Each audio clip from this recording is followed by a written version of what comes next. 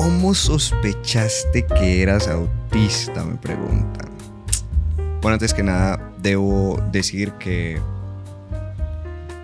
hacía mucho no grababa así de relajado, de tranquilo, con un cafecito, lluvia. Ustedes no la están viendo, pero está cayendo un aguacero delicioso. Como he estado publicando contenido variado, pero entre el contenido que publico cosas sobre autismo, debido a que he leído un montón de vainas desde que encontré el diagnóstico, desde que descubrí que era autista. Me hacen esta pregunta, me dicen que ¿cómo carajos descubrí que era autista? Pues debo confesar que a mí jamás se me pasó una cosa de esas por la cabeza. O sea, yo nunca supe que lo era. Lo único que yo sí supe es que siempre fui distinto desde mi niñez. Siempre fui el niño raro, ya lo he contado en algunos videos. Siempre fui el niño apartado, ¿no? Los niños salían a jugar recreo en el patio y yo siempre estaba apartado, lejos. De hecho, me daba pánico socializar. Me orinaba en los pantalones, en serio. El pantalón era color gris. Entonces imaginen cómo reacciona el gris con el líquido. O sea, era evidente. Todo el mundo se enteraba que estaba orinado. Entonces ahora el bullying era porque estaba orinado. En fin, fue también pasando por la juventud, por mi bella juventud. Y ahora pues en la adultez siguió el mismo patrón. No de orinarme, pero sí pasaba algo peor y era que quería largarme de aquí. Quería irme, sino que si digo la palabra...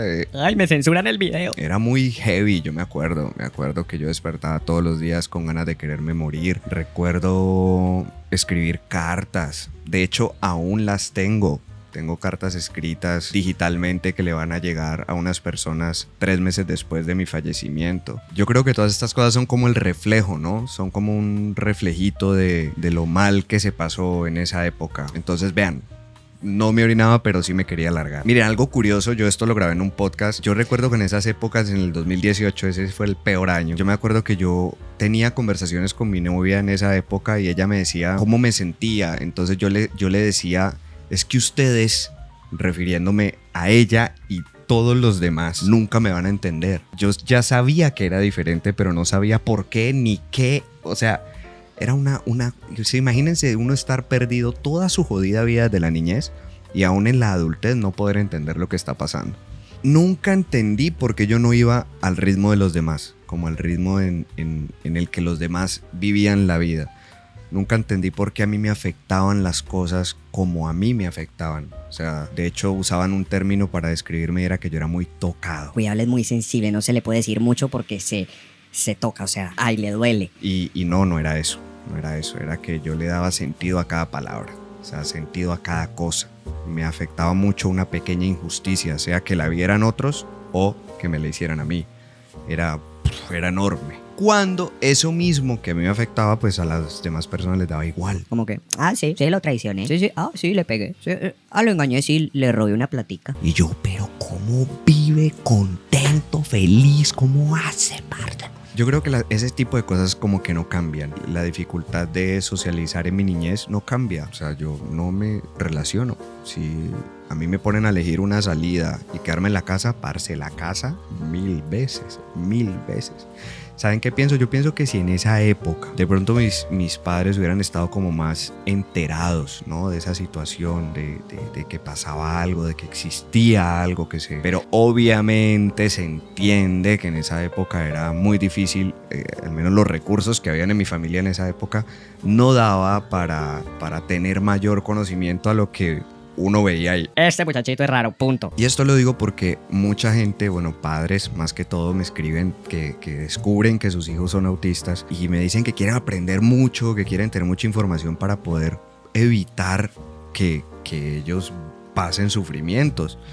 Entonces yo digo, qué bacano porque están creando un mundo para ellos, que fue lo que de pronto no me pasó a mí y a mucha gente que descubrió su diagnóstico muy tarde, en la adultez. Y es que nos tocó darnos tumbos contra un mundo que tenía unas reglas, pero que cuando las cumplías no eran y tenías que romperlas, pero entonces es un mundo impredecible que no se diseñó para la forma en la que nosotros maquinamos y pensamos. En medio de esa depresión tan perra, tan jodida, tan horrible, yo había descargado TikTok, pero descargué TikTok para consumir contenido, no hacía todavía videos en TikTok. Y recuerdo que se me atravesó un video, porque yo me imagino que el algoritmo, ¿no? El algoritmo, aunque no lo crean, el algoritmo sabe más cosas de uno que lo que uno cree que sabe de uno.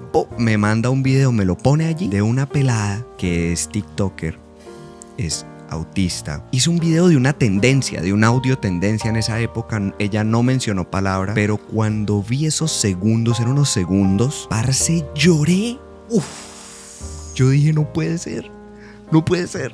Yo, o sea, como que se me iluminó, como que se abrió una puerta, se me iluminó un camino que estuvo siempre apagado y que esa puerta no sabía que existía. Y se abrió, pero todavía no se había abierto del todo, estaba como ajustada.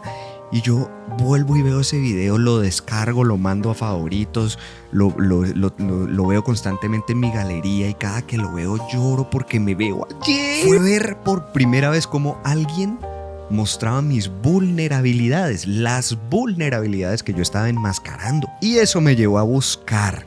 Empezó la búsqueda, empecé a buscar información, a leer sobre autismo. Yo, autista, por Dios, ¿cómo te ocurre? Eso me llevó a otras personas autistas que hacen contenido en primera persona, que narran su vida como si estuvieran narrando la mía, prácticamente.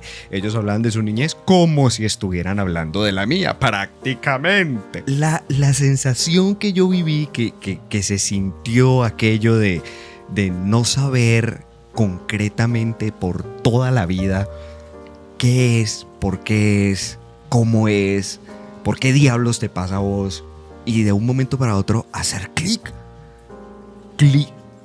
el clic milagroso durante todos mis 33 años, porque eso fue hace un año. Luego, gracias a algunos TikTokers que hacen contenido, ¿no? Pues como ya les conté, me puse a ver un montón y a seguir un montón de personas autistas que hacen contenido hablando sobre sus vidas como autistas. Casualmente, todos hacen contenido debido a un tardío diagnóstico. O sea, ellos estaban más... O sea, era casi lo mismo que yo estaba viendo. Y entre ellos hubo algunos que conocían a un man, que fue al que yo llegué, un psicólogo, que se llama Daniel Millán. El tipo no sabe que yo estoy hablando de él aquí. Resulta que el man escribió un libro, pero el tipo vive en Madrid, España, entonces son 7 jodidas horas de diferencia. Escribió un libro y yo lo quiero porque en esa época lo estaba promocionando mucho. Es este.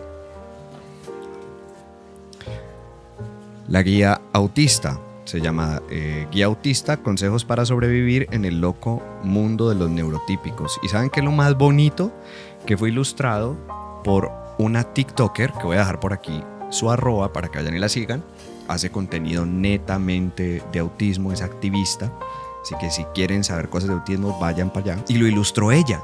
Ella hizo las ilustraciones de este libro, lo cual me pareció una cosa maravillosa, porque un libro que habla sobre autismo, ilustrado por un autista,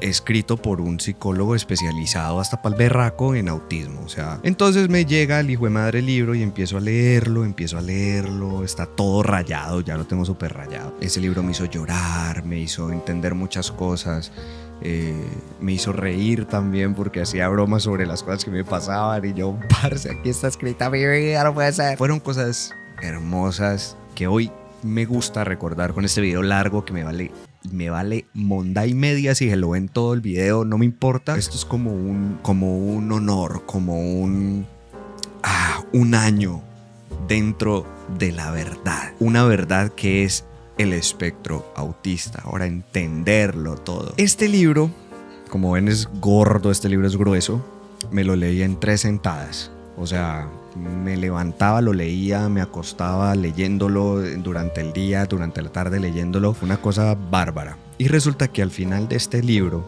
hay un test no que confirme nada, sino que es como, bueno, estás como cerca de la vaina, ¿no? Entonces un test que te hace unas preguntas y vos tenés que responder para ver qué tan cerca estás de estar dentro del espectro autista. Vi las primeras preguntas y dije, no lo voy a responder porque yo puedo condicionar las preguntas. Entonces esperé que llegara mi novia para hacerlo con ella, ya que pues vivíamos juntos hace mucho tiempo. Entonces, si yo digo una cosa, ella me puede decir, no, es tal cosa. Entonces, bueno, la esperé, empezamos a hacerlo, le expliqué cómo era el asunto, allí daba las instrucciones, daba pues todo bien. Oiga, pero está pasando un carro con unos frenos, hermano, que estoy que... Está pero chillando ese carro, hermano, como cuando le meten a uno una fresa en los dientes, cuando la fresa de los odontólogos. Bueno, hay veces se me alborota el TDAH y me voy por las ramas. Y empezamos a responder ese test y todo, listo, no, que la respuesta que tiene, y entonces empezamos a llenarlo. Y todavía no sabíamos porque al final hay que hacer como un cálculo. ¿Pero estás segura? Sí. Y ella y yo soy así de tal forma, sí, vos sos así, entonces Parce, al final, no, ese test, mejor dicho, más autista que lo autista. Yo me acuerdo que en esa época, uy, qué pena con Daniel. Yo solté a Daniel. Yo tenía muy agarrado a Daniel. Estaba muy intenso. Fui pero intenso. Le escribía todo el tiempo. Está pendiente de su página, está pendiente de su Twitter, está pendiente de qué publicaba, de qué cosas decía. De hecho, averigüé con él el proceso de diagnóstico antes de yo hacerlo en la ciudad de Bogotá, donde lo hice. Porque yo quería hacerlo con él. O sea, tenía su libro, lo seguía en redes, él me seguía. Pues Ave María, qué bueno poder hacer con él todo el proceso. Resultó que el man cobra en euros, obviamente, y esa joda convertirla a pesos, o sea, yo terminaba pagando 400 tractomulas aquí en Colombia. En fin, el hecho es que no pude hacerlo con él. Entonces busqué a un psiquiatra acá en la ciudad de Cali. El man fue el primer profesional que después de varias citas, después de varias reuniones con él, me dice el man que yo estoy dentro del espectro, pero no me dijo literal que estás dentro del espectro, sino que me dijo tú tienes un Asperger leve. Luego, después de varias búsquedas, encontré la Liga Colombiana de Autismo, que fue el lugar donde yo hice mi proceso de diagnóstico. Es un lugar donde cuenta con psicólogos, psicólogas especializadas en todo el tema del trastorno del espectro autista.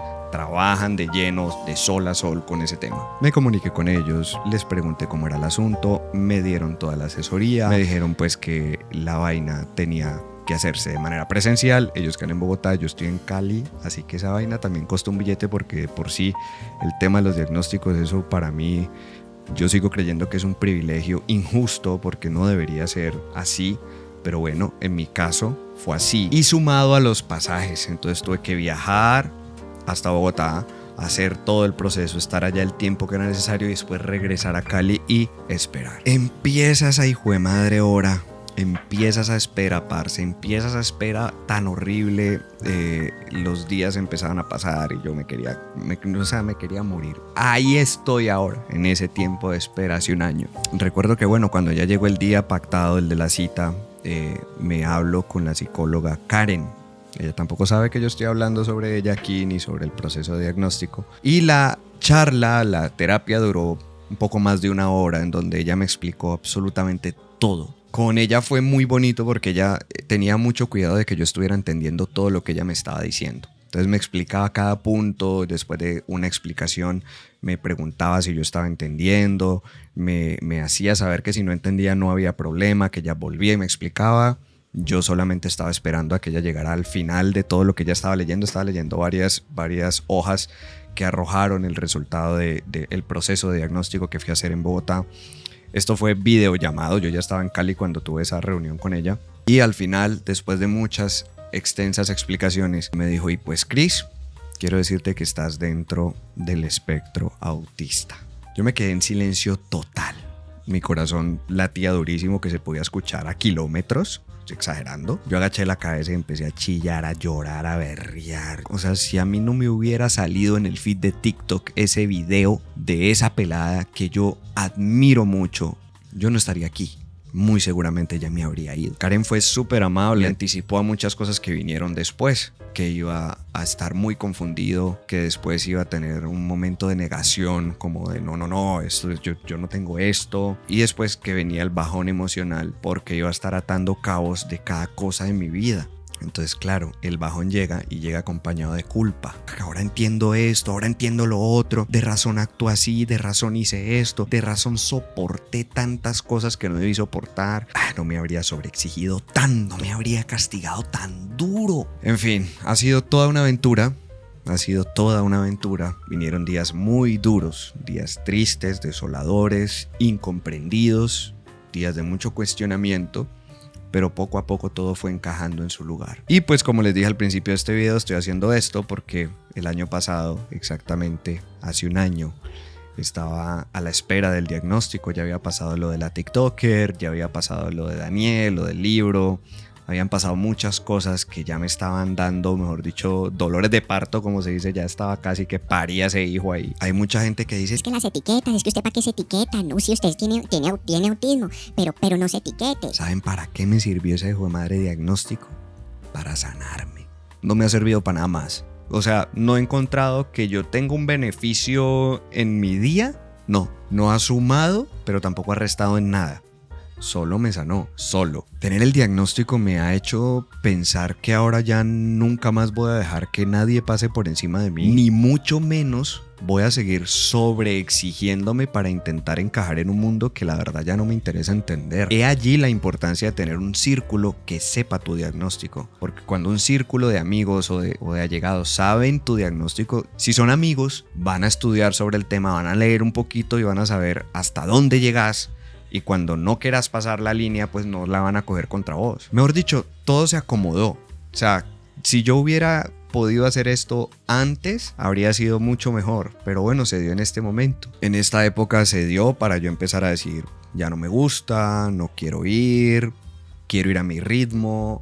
Cosas que yo no decía antes porque creí que eso estaba muy mal. Ya me doy mis espacios sin sentir un ápice de culpa. Ya sé que no pedí ser así, pero ahora le doy gracias a la vida por darme el privilegio de poder ver la vida, a las personas, los detalles y al mundo entero desde otra perspectiva, desde un lado que pocos pueden ver, con otros ojos, con ojos de una persona autista.